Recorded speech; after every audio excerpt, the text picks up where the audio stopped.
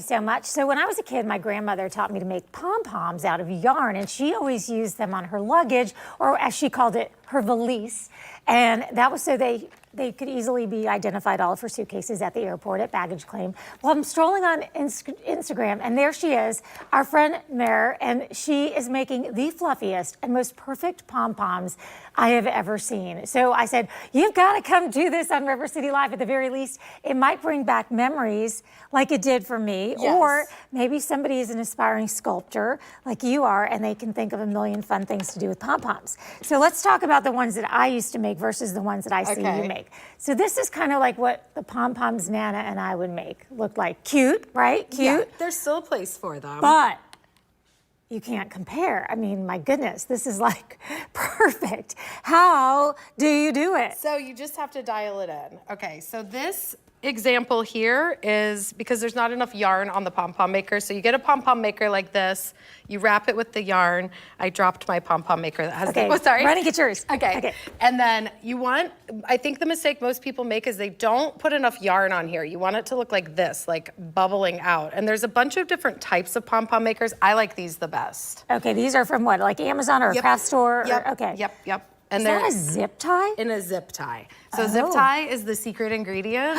Once I discovered zip tie on the pom-pom, I was like, I'm unstoppable. The pom-poms just keep coming. No, pomming everything. Because what you can do is like, normally you're taught to tie a piece of yarn. Yeah, that's how I did it. But then when you like get them out in this form, you can just pull the pieces out. And I've never felt like, and especially because like, it's my job to be an artist, so I want things to like be sturdy and last. And I felt like I couldn't make a pom-pom that didn't have we need industrial strength pom-poms. Exactly. So you put the zip tie on, you cut it off, and then you tighten the zip tie again, and then you cut the other side and tighten one final tighten once it's in this form.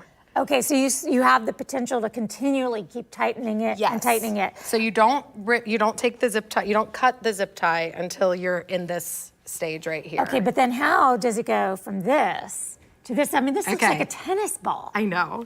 It's so, it can take a lot. You can get really obsessed. Yeah. With like the trimming. I definitely will like sit there and just trim. So that's just literally trimming it down. So this was this. Oh my gosh. Yeah. So you don't be afraid to lose a lot of length. You have to lose a lot of length. And that's what you have to let go of is like, you want it to be this big, but then you need to get a bigger pom-pom maker to make them huge. Okay. But so if you wanted this to be this big, you probably have to start like this. So you'd have to really get down there. No, this would be this big. Okay. Yeah, that's what this will start as, and then you get it down to here. So you cut into the chunk of it. Okay. So you get all these little strays down look how to... pretty that looks. It's so pretty. And the other trick is to brush it with a cat brush. Oh. Yeah. Okay. Which I brought, but I don't know where it went. I love that you're just like me. I absolutely love this about us. All right, so now you've made this. Yeah. What are some potential uses? Okay, so I used shaggier pom-poms on here because I didn't want the shaggy pom-pom to get a totally bad name. So these are brushed out shaggy pom-poms, and I use these on sculpture. So this is a paper mache form, and actually I put a little light in it and you can hang it on the wall. So there's like that kind of stuff, and you can cover furniture and weird things like that in the shaggier pom-poms. But these, you can actually put like a string through them and string them. I did that in my friend Tenley Dietrich's window for Christmas. We did a pom-pom garland. Okay, that's so brilliant. The other thing you could always cute. do, and I'm gonna have to wrap, but put googly eyes on them. Yes. I don't know why, but it just seems like Or this like one fake screams. teeth. Yes, you gotta do that. Anyway, you can reach out to Mara and take classes or inquire about her art and follow her, of course, on Instagram because she is a lot of fun. We've got all the information right there, and we're gonna be right back with more River City Live.